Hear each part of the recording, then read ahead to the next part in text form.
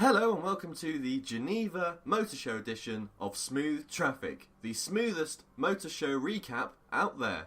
With me, as always, Big Bad Bobby King. Hello. And Benny Pierce. Hello. Let's have a look at some Geneva Motor Show cars. Going to start with the Alfa Romeo, aren't we, Kingy? Yeah. The only car that Kingy really cares about is the Alfa Romeo Giulia. And, well, it's been shown off in its slightly more blander forms at Geneva for the first time. Still looks good, still pretty, and we know a little bit more about it now, although nothing's confirmed for the UK yet. It's obvious what we're going to get, so we may as well just say that's the UK ones. 2 diesels, 1 petrol. Yeah. And then obviously the V6 that we've already seen. Yeah. The petrol is going to be automatic, which concerns me. That's disgusting. Yeah, that's not on, is it? If you've got an Alfa, it has to be a petrol manual. I completely agree. Don't buy a diesel Alfa. If you want to buy a diesel saloon, buy something else. Buy something German. But buy a petrol Alfa Romeo. Do the right thing. True, but I think with the diesel ones, they're aiming at the business mileage people, aren't they? Trying to get into the 3 Series market and whatnot. Yeah. So it makes sense. And I think there are some reasonable suggested CO2 figures. Oh, you know which diesel Alfa I would buy? I'd buy the Giulia, but done like an Italian police car. If that was diesel, that would be fantastic. I'd buy that. I wonder if you can get that done in the UK. I don't know. Well, let's try and find out. Let's find out. So apparently it's going to be with us September-ish, but they are starting production on the left-hand drive model this month.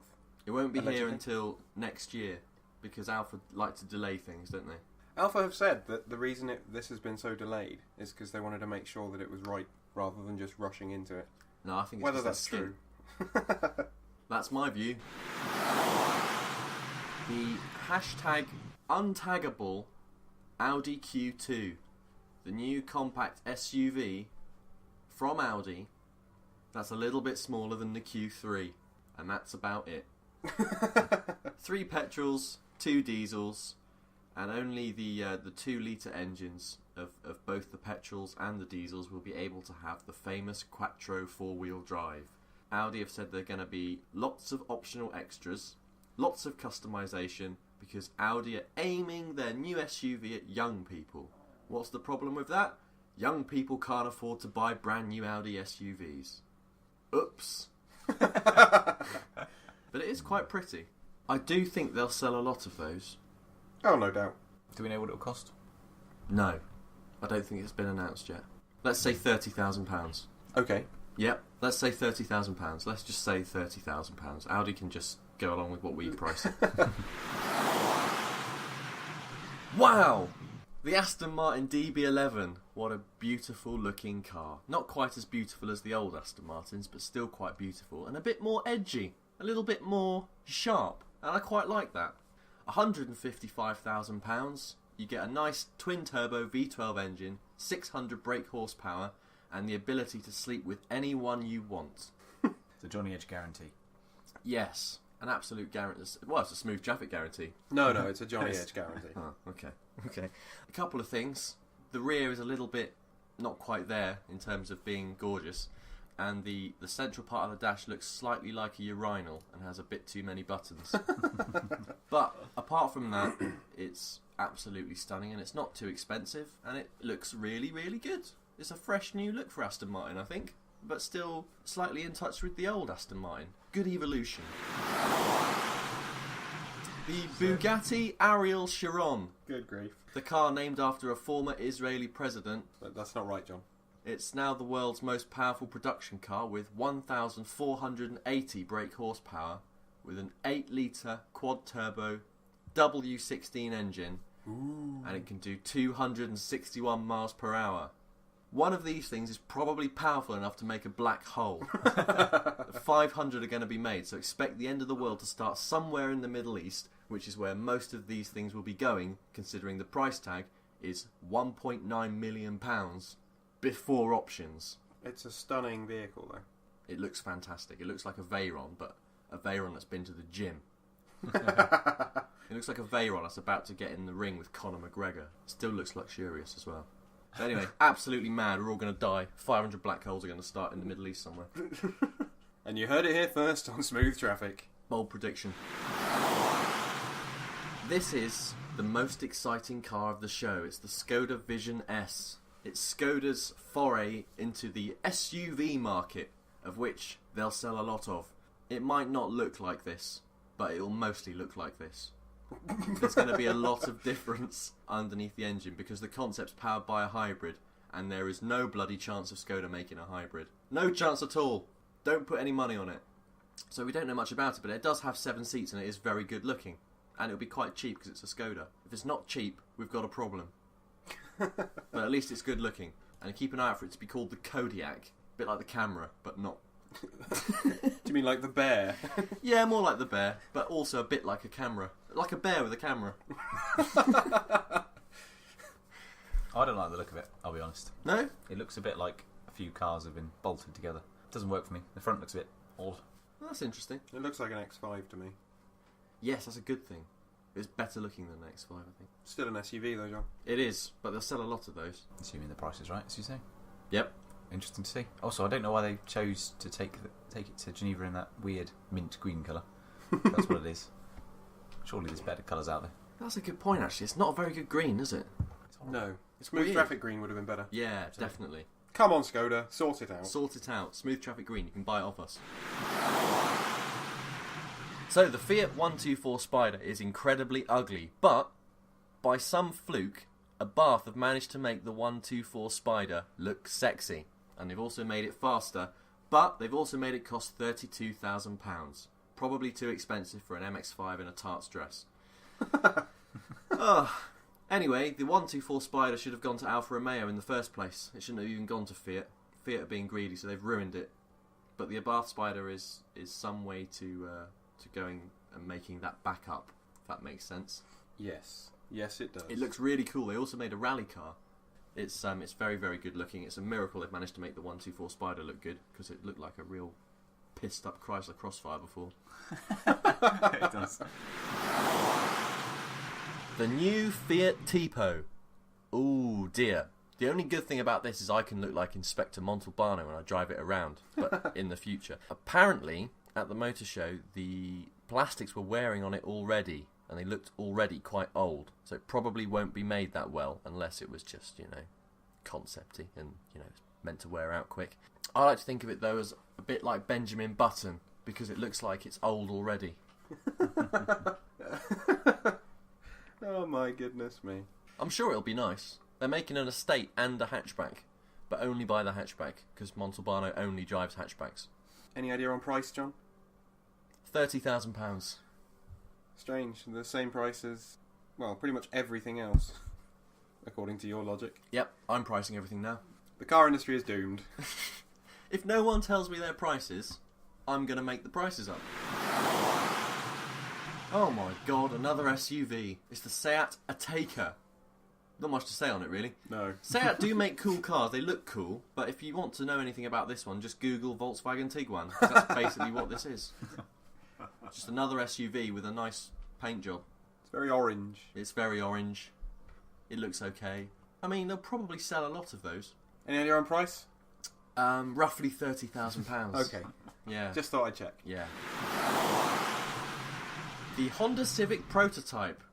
For some reason, Honda's moved the rear door handles back onto the door, which doesn't make it look as good as the other one. But it has got some interesting bits and bobs on it, which I quite like. The new tail lights and stuff, the new diffuser, double exhaust. The actual Civic won't look anything like that because that looks too racy. Which is a shame, really. But maybe the Type R in the future will look like that. Another nice paint job. Green bits on it. Maybe that hints at hybrid. Ooh. Smooth Traffic exclusive. Yep. We called it here first. Maserati. The controversial part of Maserati, the Maserati Levante. £54,000 will buy you the new Maserati Levante, the first Maserati SUV. Everyone else is sad because there isn't any sexy Maseratis coming out, but apparently this can do off-roading. Is that sexy? No. And should a Maserati be able to off-road? No. It's a very good looking SUV, I think. It looks very smart, it looks imposing, but it's debatable as to whether it's a Maserati, really. It's got nothing that Maserati stands for, which is fast, sexy things, and this is a lump. So it's really important Maserati don't balls this up. Basically, if you want to buy a Levante, buy a petrol to go fast and a diesel to go fast, but save a bit on MPG. Consumer advice. Consumer advice. Fantastic. Yeah. Apparently, only the very best materials are going to go into the interior of the Levante. Ooh. So as long as Maserati don't balls this up, it should be a good car. But if they do balls it up, you can kiss your Alfieri goodbye. What if they don't balls it up? Then you can look forward to seeing the Alfieri. Yay! Which is what Maserati's really all about. Don't balls it up, Maserati. Don't balls this up, but they will sell a lot of these, whether they balls it up or not. The SsangYong Tivoli XLV. The normal Tivoli doesn't look too bad. The XLV is hideous. It's evil. It needs to be killed. It's very square. Very square. There's another one of those cars that looks like it's been chopped together with another one. It just really does look bad, and its arse is just hanging out all over the place. It's like that Money Supermarket advert.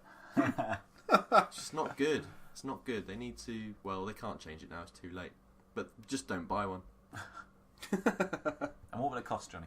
About £30,000. Peugeot have facelifted their 2008 compact SUV, and it looks quite smart. Yeah, it looks alright. They'll probably sell a lot of those. I mean, I think that's nailed on. The one thing we've covered in this episode of the podcast is that SUVs will sell. Yeah, they're going to sell a lot of those. I'm doing good reporting. Ask any of the big publications. What's the cost of the facelifted 2008? Hard to say at the moment, but I think for most people, about £30,000. The Ford Kuga. Not to be confused with the things you get in Mars bars. Nougat. Yeah. But they have given the Nougat a facelift. Now it looks a bit more like the Edge, which is going to cost about £30,000. So it looks good. Looks more like it's in the Ford family now. Doesn't look quite so snouty. Yeah, I quite like it. Yeah. It's got a bit of aggression to it in the design, I think. Yep. It's going to have the new the Sync grill. 3 stuff on it all put in as well, so the connectivity system will be improved. I do think the wheels look a bit small for it, though. Don't know why. Oh, check out Ben getting all pimp my ride. You want some 21-inch spinners on there? Oh, Ben. Because it looks a lot more like the size of a 4x4 now, but the wheels just aren't. Ben's an absolute player. Absolute player. The fucking fog lights are about the same size as the wheels, that's the trouble. Yeah, they are actually, aren't they? Yeah. Okay, it needs bigger wheels. Ben Pierce, car designer. Yeah. Who would have thought? Top tip from Ben, get some bigger wheels. Throw those ones away. Just chuck them in the bin. Also, on the topic of Ford, they're going to make the big push on the Vignale range. Their CEO, Field Marshal Dougie Haig, has decided they're going to go Vignale on Kuga, S-Max, Mondeo hatch, and the car named after yours truly, the Edge. It's going to be quite nice in theory. Bespoke interior and exterior details, a slightly different grille, and some nice leather seats. And 2 of those cars are SUVs, so they're probably going to sell a lot of those. Oh, the Edge Vignale will cost slightly more than £30,000. More than £30,000? Yes. Wow. Because the normal Edge costs about £30,000. Well, I think that pretty much covers most of the things. Yeah. But I've got something that I want to mention. Oh, here we go. So, as with Frankfurt and every other international motor show, companies like Manzori were in Geneva. Oh, yeah. They produce some hideous cars. Yeah, they really do. However, Johnny, are you familiar with Carne? Yes. They've produced something which I think you'll be interested in. Oh, hello. The Carne Flying Huntsman, which is based on the Land Rover Defender. Okay. And it has 6 wheels. Oh, look at that. Oh, imagine turning up to Wicks in that. That's why I thought you'd be impressed by Oh, this. the Huntsman. Yeah, I love that. It's like a Mercedes AMG 6x6, but not as arrogant. No. Well, I mean, you say that, but the interior is red leather and Harris tweed. Yeah, but I mean, that's fine. That's fine. Ridiculous. How much is it, King? Do you know? About 30,000. No. I don't know. I think with the majority of the Carne automobiles, it's a price on inquiry kind of thing. It's, Have you inquired? No, I haven't. because I thought it's not for me. Oh, I thought you'd want to inquire. I'm going to inquire. I have no doubt of that. I think that's really, really cool. It's nice to see a defender not being a defender as well. You know, everyone's been absolutely crying in their pants about the defender going out of production recently. It's not like they're all going to disappear. There's always going to be defenders around. They don't die. You can't kill one. So I don't know what everyone's getting so upset about. This is a nice, different take on the defender. 6 wheels. There's left-hand drive. Yeah, left-hand drive. 500 brake horsepower. Volcanic rock satin is the name of the paint job on the outside. Yeah, I like that. I like that.